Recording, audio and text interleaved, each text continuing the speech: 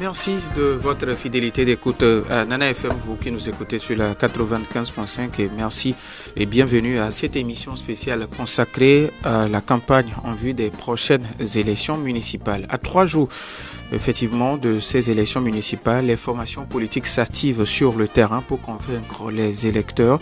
Le mouvement patriotique pour la démocratie et le développement ne fait pas exception, bien qu'il ne soit pas candidat lui-même. Monsieur Jonas Siliaden, le président du parti très engagé dans la mobilisation et le soutien aux candidats, mène une immense campagne de proximité. Pour comprendre les motivations de cet engagement, les priorités du MPDD pour ces municipales et la stratégie déployée pour séduire un électorat souvent désabusé, notamment chez les jeunes et les femmes, nous recevons pour les 30 prochaines minutes Monsieur Jonas Siliaden. Monsieur Jonas Siliaden, bonjour. Bonjour à vous, Monsieur Norbert, et bonjour à vos fidèles auditeurs. Alors, bienvenue, je suis Norbert Douadi et Stan Teko assure la mise en onde.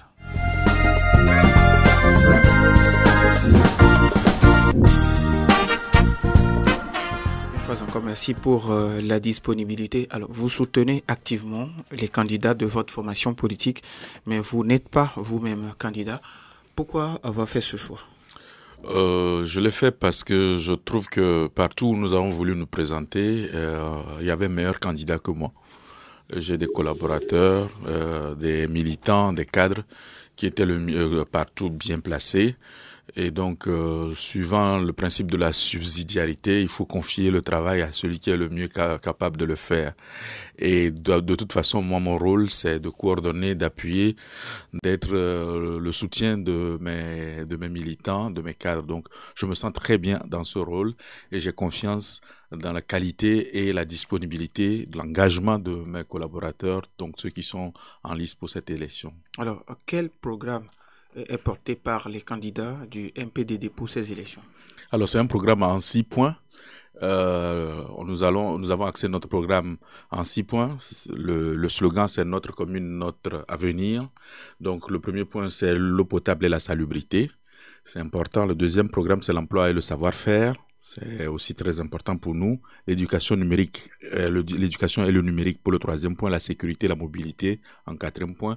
Le cinquième point, c'est l'environnement. Et le dernier point qui est d'ailleurs transversal, c'est la gestion transparente et participative. Partout où nous avons l'ambition de gérer les communes, nous allons nous occuper de l'adduction d'eau.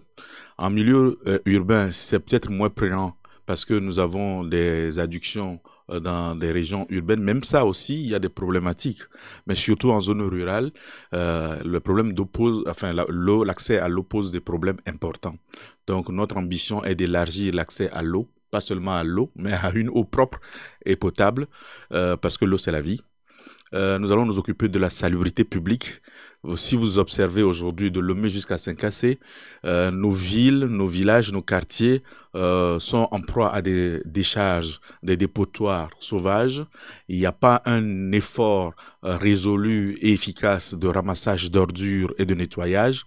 Donc, nous allons mettre en place une brigade qui se préoccupe réellement de cela. Nous allons mettre en place cette brigade pour déjà au quotidien enlever les ordures. Nous allons trouver et mettre en place des dépotoirs officiels dans les mairies et mettre en place un système de recyclage. Mais au-delà de ça, la brigade va se charger aussi de la sensibilisation pour que les gens prennent conscience de l'importance de prendre soin de notre cadre de vie. Et troisième élément que nous allons mettre en place, c'est que régulièrement, par exemple, le premier samedi de tous les mois, nous allons appeler tous les habitants de nos communes à une activité de salubrité communautaire, où chacun dans son quartier, dans sa rue, autour de sa maison, vient nettoyer, enlever ce qu'il faut pour garder nos quartiers très propres. C'est très important parce que nous devons prendre soin de notre cadre de vie, parce qu'il y a une interaction permanente entre ce qui nous entoure et ce que nous entourons, comme on dit. La deuxième chose, c'est l'emploi et le savoir-faire. Il y a beaucoup de jeunes aujourd'hui, notamment des femmes, qui sont désœuvrées, qui n'ont pas d'emploi, parce que nous n'avons pas assez d'imagination, nous ne créons pas suffisamment. Donc, la commune va mettre en place des centres artisanaux et on va dire des centres de métiers pour permettre, de revitaliser les métiers disparus, par exemple tout ce qui est lié autour du tissage, tout ce qui est macramé, tout ce qui est cordonnerie, tout ce qui est forge traditionnelle, menuiserie, tous ces travaux manuels qui ont tendance à disparaître pour permettre de créer de l'emploi autour, ou en tout cas de promouvoir la création de l'emploi. Il y a aussi tout ce qui tourne autour de l'art culinaire. Vous savez, il y a beaucoup de choses que nos mamans faisaient que nos sœurs ne savent pas aujourd'hui faire, pas parce qu'elles soient paresseuses ou incompétentes, c'est parce qu'on ne leur a pas transmis cela. Donc nous allons faire en sorte que les métiers, l'art culinaire qui a disparu ou qui est en train de disparaître puisse être restauré pour créer aussi de l'emploi. Vous savez, la dernière fois à Zafi, je donne cet exemple, j'ai acheté du savon traditionnel que nous appelons en éveil à Koto. C'était des choses banales quand nous on était des enfants. Mais aujourd'hui, pour trouver cela, il faut aller plutôt dans des centres de bien-être en Europe. On ne comprend pas pourquoi on ne peut plus faire des choses comme ça. Donc, il y a ces aspects-là à voir. Sur le plan numérique, aujourd'hui, si vous voyez, par exemple, l'éducation numérique est très importante. D'ailleurs, les jeunes l'ont bien compris, ils utilisent bien les outils numériques, mais essentiellement à des fins ludiques. Très peu à des fins de création de valeur et donc à des fins d'entrepreneuriat. Donc nous allons encourager l'accès au numérique en créant des centres numériques avec accès à Internet de bonne qualité, mais aussi un accompagnement pour permettre aux utilisateurs d'en faire un outil de création d'entreprise, de promotion de son entreprise, de valorisation de son savoir-faire. Autre point qui nous tient à cœur, le soutien des élèves en classe d'examen. Parfois, les parents, et très souvent d'ailleurs, les parents, après l'écolage, les frais et tout ce qu'on appelle les parallèles, n'ont plus les moyens d'accompagner nos jeunes frères, nos jeunes sœurs. L'idée ici, c'est de voir toute cette armée d'enseignants qui sont admis à la retraite, qui sont encore jeunes, qui ont encore envie de transmettre et qui n'ont pas souvent de revenus suffisants, c'est de mettre en contact ces enseignants avec les jeunes qui sont en classe d'examen pour le renforcement et permettre qu'il y ait l'excellence et l'émulation sur nos communes et que nous préparions les talents de demain. Dernier point, et après on ira sur d'autres si le temps le permet. L'accès à la sécurité routière avec la facilitation de l'accompagnement à l'obtention des permis pour les jeunes, notamment les jeunes femmes.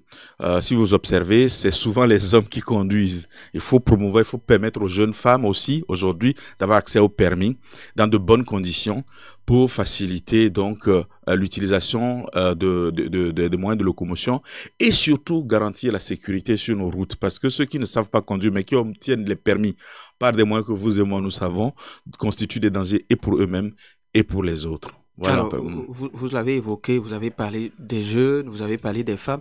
Quelles occupent les jeunes et les femmes occupent au niveau de votre formation politique? Je le dis toujours, nous avons pour ambition de faire du MPDD le parti préféré des jeunes et des femmes. Parce que les jeunes, c'est l'avenir.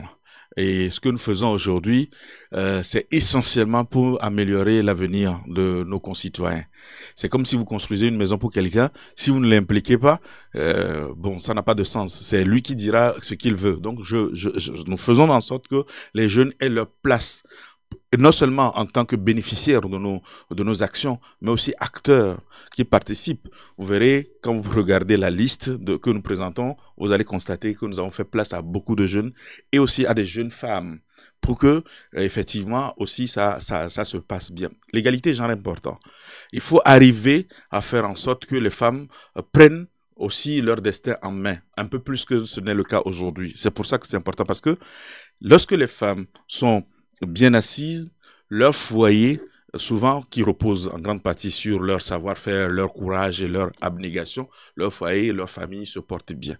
Donc, qui veut construire la nation doit construire d'abord les familles, et pour construire une famille, il faut s'occuper de la femme. Alors, est-ce que le MPDD est candidat dans toutes les 117 communes? Non.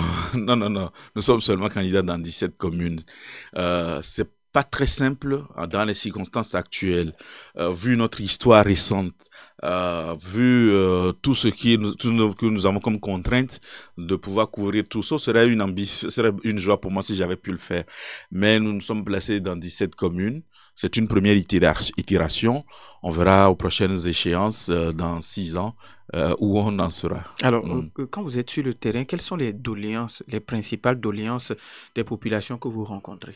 Les voiries, les gens se plaignent de l'état des routes, les gens se plaignent de l'eau, par exemple.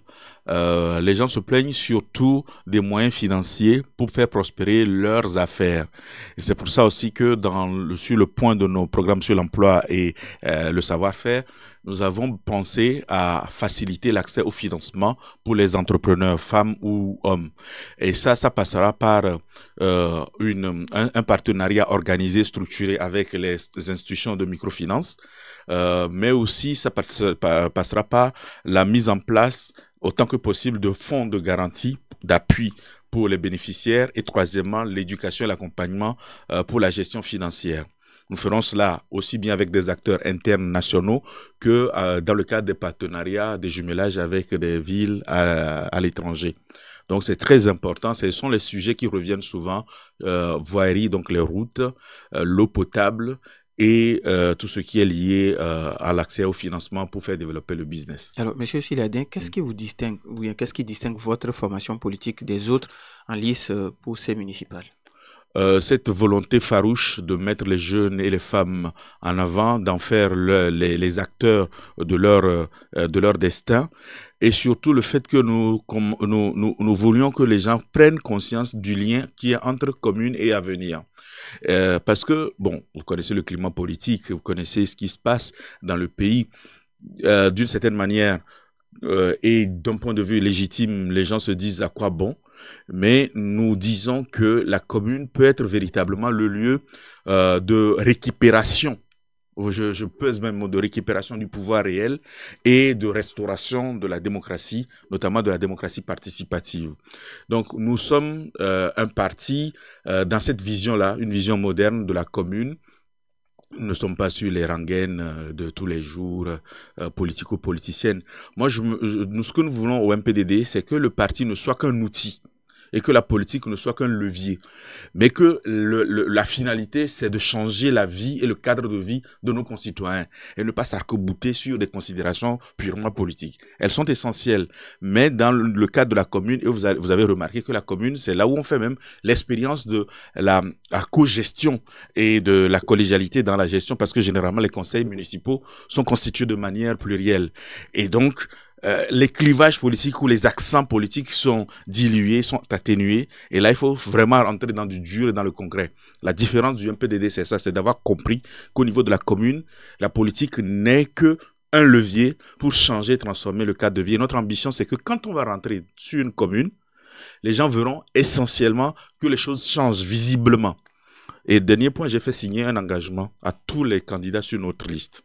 C'est une charte que chaque candidat a signé, à travers laquelle il s'engage sur le programme que je viens de vous décrire et s'engage surtout à mettre en place une gestion transparente et inclusive.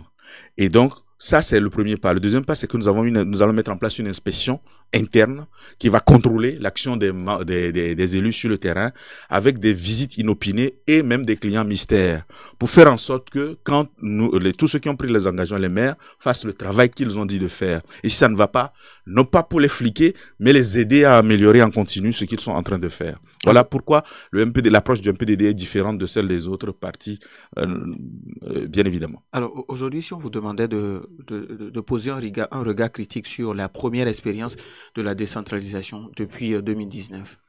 Oui, alors, il faut dire que les maires ont existé avant.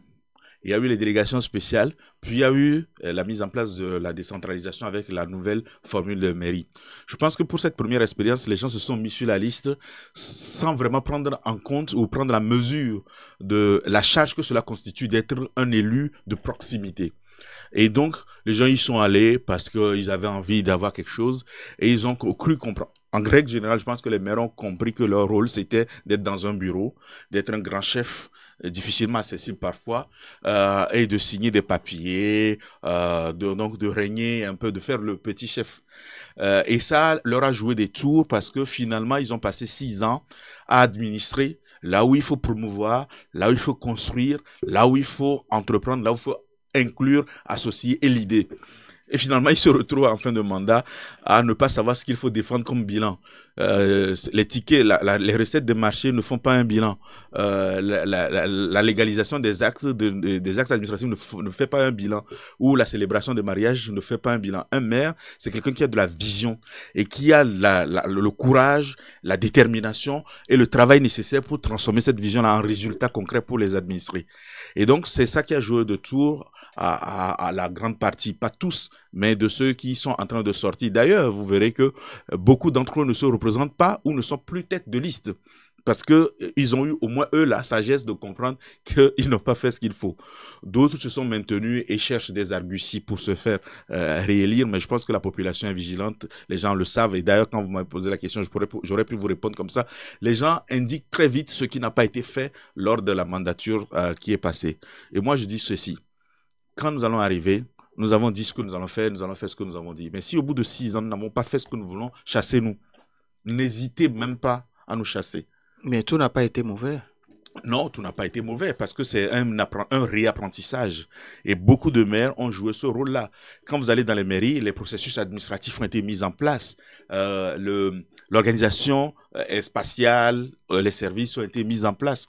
Les maires ont tenu leur rôle, on va dire, récurrent, qui est celui des actes quotidiens, des mariages, les légalisations, le recensement des choses, des naissances, etc. Non, tout n'a pas été mauvais. Je serais malhonnête de dire ça comme ça. Mais vous voyez que le rôle du maire va au-delà de la gestion administrative et cérémonielle. C'est un architecte, le maire.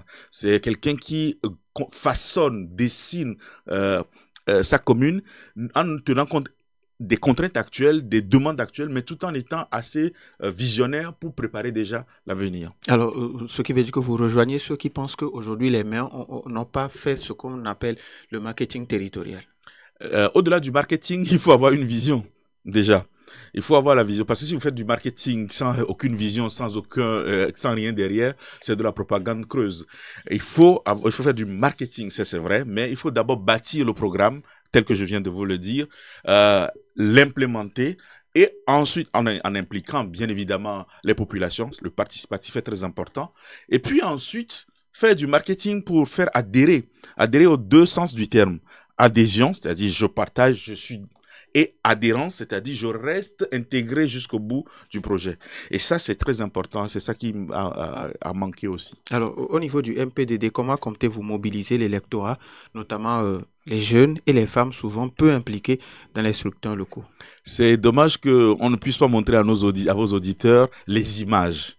Moi, ce qui me frappe, c'est quand je vois des jeunes en jean, t-shirt de notre parti, avec des tracts dans les marchés, par exemple Golf 7, Golf 2, Golf 1. On m'envoie tous les jours les images. Et j'ai des larmes aux yeux parce que je vois, j'avoue que même si je l'espérais, je suis toujours agréablement surpris de voir des jeunes avec la marmite, parce que notre logo c'est Zevia, donc c'est une jarre qui verse de l'eau dans une calebasse. Et je vois les jeunes qui imagent la chose en portant un vrai Zevia sur la tête, avec des expressions qui ne laissent aucun doute sur leur passion, leur engagement, leur dévouement. Donc c'est du porte-à-porte que nous faisons. Nous allons contacter des gens, pas parce que c'est plus facile ou c'est plus difficile, non, c'est un choix précis, parce qu'on se parle les yeux dans les yeux. Nous demandons à chacun d'aller à la proximité. Ce que vous dites aux gens, les yeux dans les yeux, si vous mentez, ils le savent. Si vous dites la vérité, ils peuvent le ressentir. Et demain, ils pourront vous demander des comptes. Si vous êtes allé leur dire, voilà, on va faire ci, va ça, ils vous connaissent, vous êtes de leur quartier, ils savent qui vous êtes, ils savent ce que vous voulez, ce que vous leur avez dit. Et demain, vous ne pouvez pas dire que vous ne l'avez pas dit, vous ne pouvez pas changer. Donc, nous faisons du porte-à-porte pour expliquer, pour dire ce que nous voulons faire et demander aux gens de sortir massivement pour voter pour nous. Donc, c'est du porte-à-porte sur des sujets précis, avec à chaque fois de la pédagogie, de l'écoute. Alors, quel engagement vous en avez déjà parlé, mais la répétition étant l'art de la pédagogie, quel engagement concret prenez-vous en matière de gouvernance locale et de la transparence? Alors, la commune, pour gérer une commune, il faut inclure tous les acteurs. Les acteurs sont structurés. Il y a les comités de développement, des développements des quartiers, villageois. Il y a des structures représentatives qui sont de l'ordre traditionnel, de l'ordre culturel, de l'ordre associatif, de l'ordre religieux même. Tous ces représentants-là, il faut les inclure dès le départ dans la définition, parce que nous avons proposé une vision, maintenant il faut la décliner en projet. Donc dans la définition même et dans la priorisation, la validation et la priorisation de ces projets, on inclut tout le monde. Puis, une fois que les projets sont validés, on passe en phase d'exécution. Dans cette phase d'exécution, il faut toujours continuer à associer les gens en étant transparent. Nous avons demandé à tous nos maires, nos futurs maires, de mettre en place un dispositif de suivi instantané. C'est-à-dire que si vous dites qu'il y a un projet d'adduction d'eau à Gboto-Zévé ou à Ezimé, et vous dites quel est le montant, il faut que le projet soit structuré de sorte que les gens puissent, en cliquant sur ce projet ou en allant demander l'information, savoir que le projet est en telle phase, le décaissement en est là et que tout ce qui est en cours est conforme au prévisionnel. Nous avons aussi demandé qu'il y ait un dispositif d'accès pour que les gens puissent appeler la mairie pour demander des comptes, rendre des comptes, demander que les élus rendent des comptes. Et puis les délibérations de toute façon doivent être publiques. Et on doit afficher les comptes régulièrement, faire les rééditions de comptes et expliquer aux populations ce que nous faisons pour que tout soit transparent. Alors, en cas de victoire, quelles seront les priorités immédiates de vos élus dans les différentes communes concernées? Ça dépendra du terroir et de ses besoins. Le besoin immédiat ou la priorité, le degré de priorité de Golfe 1 n'est pas la même chose que le degré de priorité de COSA 4. Mais ce qu'on va faire, c'est que en fonction de tout ce que je vous ai dit, on prendra le point le plus urgent. Je pense que l'accès à l'eau potable est très important. Et le deuxième point, c'est la salubrité publique. Moi, je rêve de l'époque de mon enfance où Lomé était une ville très propre. Le Togo était un pays propre. Il y a quelques années, j'étais allé dans un pays, il y a un ancien de ce pays qui m'a dit « Ah, moi j'ai connu Lomé dans les années 80 et j'y suis retourné récemment, j'ai été déçu. » Pourquoi? Je dis, mais ça n'a rien à voir, c'est pas propre. Moi, je rêve de cette période-là où il y a une brigade, il y a des gens qui sortent, qui se préoccupent de leur cadre de vie. Le pire dans la chose, c'est nos cimetières, dans nos villages. Vous savez qu'on passe plus de temps dans un cimetière que dans la vie. C'est notre destination finale.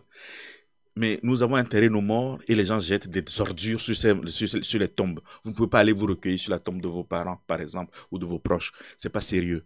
Et ça, c'est quelque chose que nous devons faire pour nettoyer, mettre en propre. Donc, l'eau, la salubrité seront d'abord les premières et puis après il y a l'emploi bien évidemment et le savoir-faire. Alors, quel est le reste de votre programme? Parce qu'on sait que la campagne prend fin demain. C'est ça. Donc nous allons parler de l'eau et de la salubrité, de salubrité publique. Nous allons parler de tout ce qui est emploi et savoir-faire, revitaliser, remettre les choses au goût du jour. L'éducation, je vous ai parlé des cours de soutien, le numérique avec l'accompagnement pour un meilleur usage, une démocratisation de l'usage et un meilleur usage du numérique. Nous avons parlé également de l'environnement. Environnement, vous savez, nous sommes dans un beau pays. Nous ne plantons plus assez d'arbres. Il faut qu'on arrive à remettre de l'arbre dans nos milieux, à créer de beaux espaces verts, à faire en sorte que les jeunes gens puissent se promener dans des jardins avec leurs enfants et tout ça. Ça, c'est très important. Et puis, la gestion transparente de tout cela. Alors, il reste quelques heures avant la fin de la campagne. Quels sont les meetings qui sont prévus, bien les rencontres avec les populations qui sont prévues? Alors, il y a plusieurs meetings. Il y a à Tchévier demain, il y a à Vaughan demain aussi. Donc, il y a un tournoi de football dans Agoué 5. Il y aura une caravane dans tout le Grand Lomé. Pour un peu donner de la visibilité en apothéose. Hier, nous étions dans la Moue, où nous avons fait des meetings à Mou, Kwele. Il y a eu des manifestations dans le Cloto où je n'étais pas là physiquement. Voilà, donc on clôture en douceur, tranquillement. Mais vous savez que c'est comme ça, hein, c'est que la campagne prend fin, mais en même temps, il faut que enclencher la logistique du scrutin même. Donc ça va faire que, bon, on va passer d'une séquence à l'autre très vite. Alors, est-ce que vous arrivez à apprendre aux citoyens comment voter? Parce oui. que il y a ce côté-là que souvent vous oubliez. Ah non. Lors de nos meetings, c'est pour ça que c'est dommage qu'on ne puisse pas montrer des images à nos auditeurs. Lors de nos meetings, il y a toujours une séquence. Mais il y a également des gens qui nous suivent sur la chaîne YouTube de Nana FM. Ok, donc ils pourront voir nos images en ligne aussi. Donc il y a une séquence qui est réservée où on montre comment voter déjà et comment plier les bulletins pour éviter que l'encre d'un côté ne tache un autre candidat et que le bulletin soit annulé. Il y a une pédagogie sérieuse autour de ça. Alors, quel sera votre message pour tous ceux qui nous écoutent? Votez pour MPDD parce que nous sommes le parti de l'avenir, le parti qui veut faire de nos communes un outil non seulement politique, mais surtout un outil pratique pour bâtir un meilleur avenir pour nos enfants, pour la génération à venir, tout en se préoccupant des problèmes qui existent aujourd'hui. Je sais que ce n'est pas facile au Togo aujourd'hui et que parler d'élections, parfois, ça peut irriter parce que nous avons d'autres préoccupations, la vie chère, nous en avons conscience. Mais la commune est très importante parce que c'est là où se joue un certain nombre de choses. Quand vous venez au monde, votre acte de naissance, c'est là-bas. Quand vous devez vous marier, c'est là-bas. Malheureusement, quand le Seigneur vous appelle, c'est là-bas aussi qu'on fait votre déclaration de décès. Et au-delà de ça, au quotidien, c'est la commune qui s'occupe de nos problèmes de tous les jours, eau, salubrité, voirie, éclairage et tout cela. Donc, malgré les difficultés, malgré les ressentis et tout ce qui peut être justifié, il faut quand même aller voter massivement le 17 et choisir Zevia plus tôt. Donc, sur les 17 communes, vous comptez remporter combien? Remporter, c'est-à-dire en termes de maire plein. Oui. Je veux avoir 17 maires pleins. Mais je sais que ce n'est pas forcément réaliste, mais nous comptons globalement porter doubler notre nombre de conseillers et de facto le nombre de maires, au moins doubler, tripler même le nombre de maires pleins. Nous disons merci à M. Jonas Iliadin, il est le président du mouvement patriotique pour la démocratie et le développement, le MPDD. Merci également, chers auditeurs, pour votre fidélité d'écoute à Nana FM. Fin de cette émission mise en onde par Stan Teko. Je suis Norbert Douadji.